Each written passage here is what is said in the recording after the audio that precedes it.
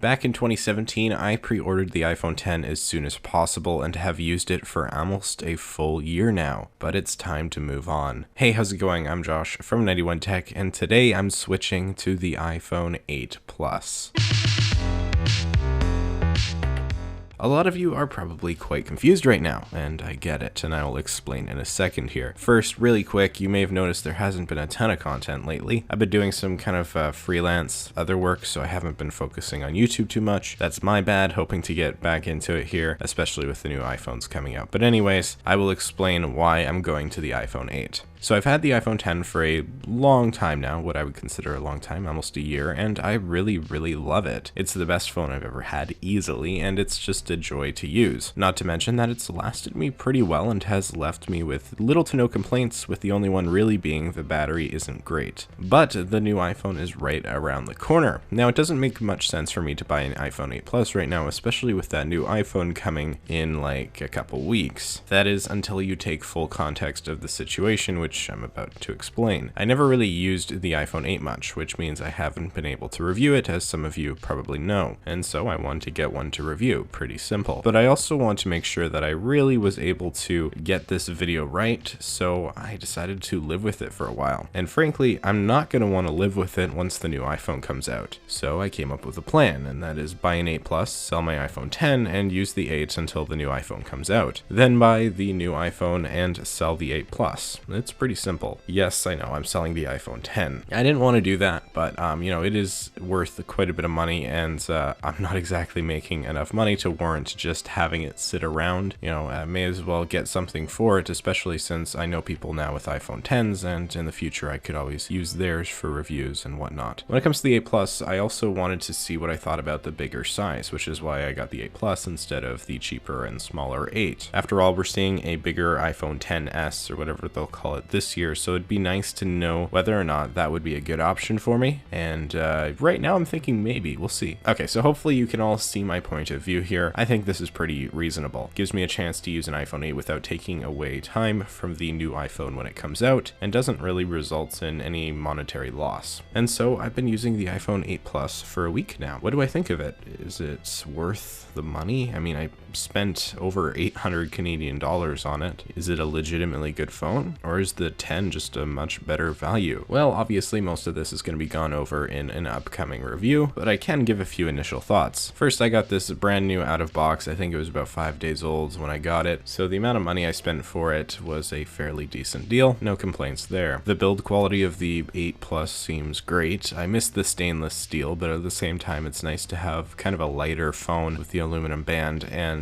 just the glass, and it's just a nice phone, you know, as you would expect. The battery is absolutely amazing on the iPhone 8 Plus. It's quite a bit bigger than the 10, and because it has a lower powered screen, not being OLED, it lasts a really long time. Like, I'm talking, I could be at 50% at the end of the day, which is insane. Like, my iPhone X is decent enough. I usually would end the day around 20%, sometimes lower, but longer days where maybe I'm up for a long time or I'm using my phone a lot, I can kill it pretty fast. Or if I'm maybe just streaming a lot of video one day, maybe I'm sick or something and I'm just watching Netflix all day, it dies pretty quickly. The 8 Plus doesn't. It's really good for battery, and that's something I like a lot. And hopefully the XS Plus will be the same way. The camera is basically the same as the 10, except I don't think there's any optical image stabilization on the telephoto lens, which is honestly fine. I haven't noticed any drop in quality for pictures, and it's not like I take pictures constantly anyways. I think the biggest thing a lot of you are probably wondering about is going from the 10 to the 8 Plus is a big shift. You're going from an all-screen phone to one with thick bezels and a home button. It's a lot different, and I do definitely have some thoughts on this. First off,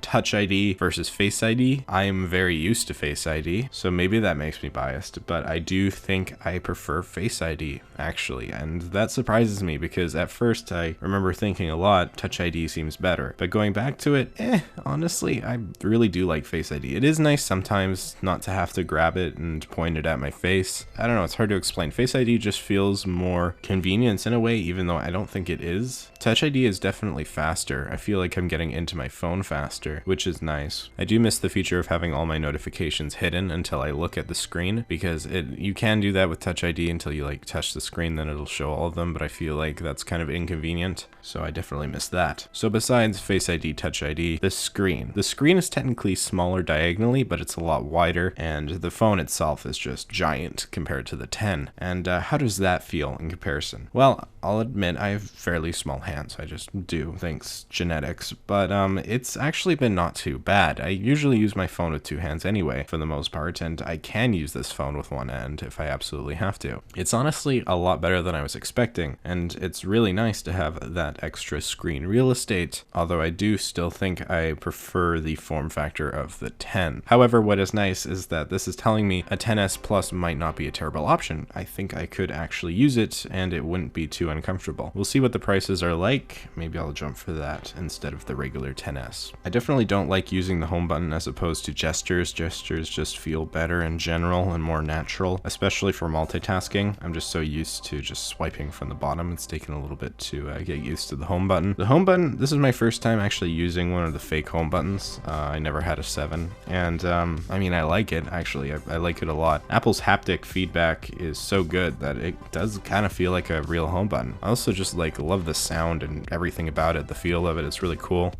Like, you can hear it there probably.